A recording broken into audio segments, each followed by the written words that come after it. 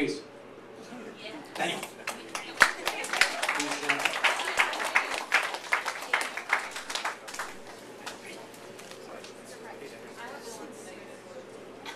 Didn't know I was Daniel's son.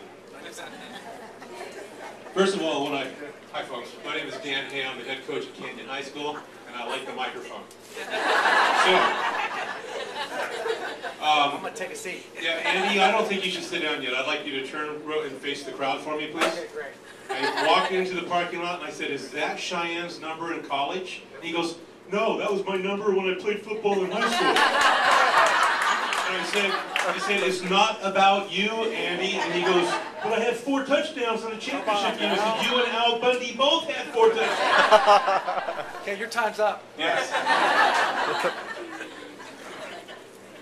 All right, well, I'm done with you now. I asked the girls here at the table today, or tonight, what should I say about Cheyenne? And it was unanimous. She thinks she's a princess. It's going to be a queen after tonight, okay. On a serious note, we at Canyon High School, we consider ourselves a family. There's a lot of high schools out there, and we've all heard about it. As you know, I'm in the travel ball circuit as well as the high school circuit. And most of the time, people don't look forward to going to their high school squads. With the exception of, I would say about the top 10% of the high school circuit out there, a lot of them are poorly coached or substandard players, or they're coached by a teacher. At Canyon, excuse me, we're one program where the girls just really love coming back, and they hate for the program to be over. At least this group here that I have. And Cheyenne and her group of seniors that are here. This is going on my 6th year at Canyon High School. They really are like a group of daughters to me, and we just have a blast together. We just have a fantastic time together, and I've kind of watched her grow up through her teenage years now. And I didn't know her before she came to the school. I had heard about her, nothing bad. But for the first year that she was with us, she just threw lights out, but never said a word. I would talk to her, and it was like talking to that wall. Her big, nice eyes that she has would just kind of stare at you, and you really couldn't tell what she was thinking.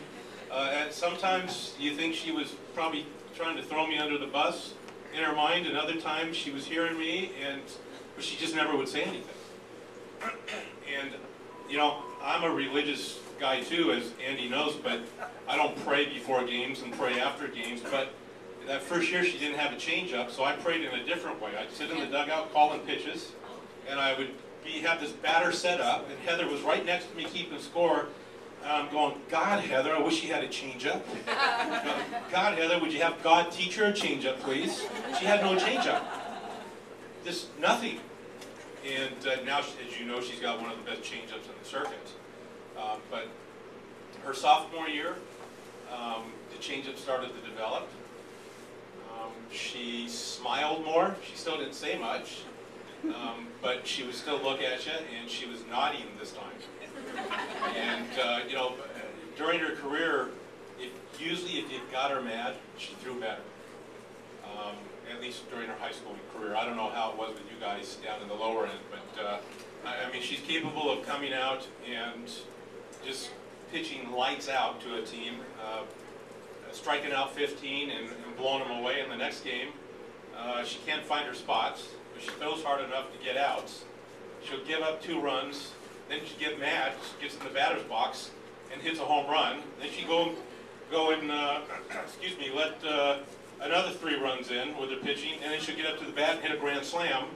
So it was just like going back and forth, and still end up winning because she's such a talented kid. Her junior year, I couldn't get her to shut up.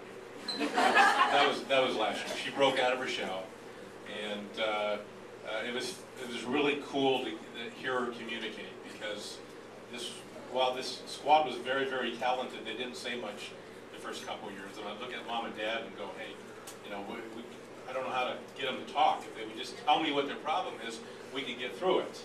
And so eventually, last year, that finally happened, and you know, good things have happened all 3 years, and she's really grown up into quite a young person now. I mean, I can tell the maturity is there, and you guys see the growth as a kid in her preteen years, but every year, as you see with your own daughters in the high school division, there's just no comparison between each grade as they go, as far as personality-wise and growth, and as they grow up and become young ladies, and fierce competitors. And I've got to watch that with this group here, and especially Cheyenne. You deserve everything that you're about to obtain, and what you've obtained so far and achieved so far. There's nobody that works harder. You're one of the hardest working athletes that I know. Quite frankly, you don't have a choice because your mom would just right in your ear if you didn't. And if you do get off kilter at times, Dad's there to get everybody back grounded again. It's a phenomenal family. They've really, Ray made the comment about when you go to college, your backbone of your soul is this family.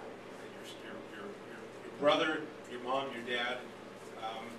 You're gonna achieve some major feats, as Jim said, over the next 5 or 6 years, and as Mike said. I truly expect to see you on TV too. Whether it's pitching, whether it's hitting, whatever it is, I see the best years are still to come. They really are. Your college years are phenomenal, and keep yourself grounded.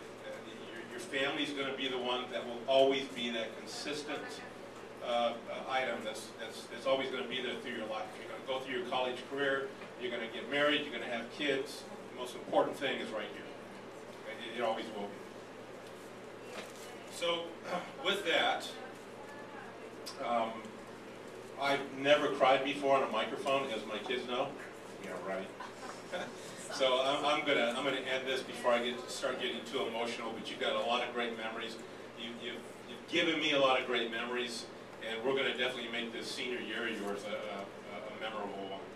We got 5 months to have a bunch of fun, and this 4 years has gone by very, very fast. So it's been a pleasure coaching you. It's been an honor, and if you get out of line, I'm still gonna have you run laps. So all right, thank you.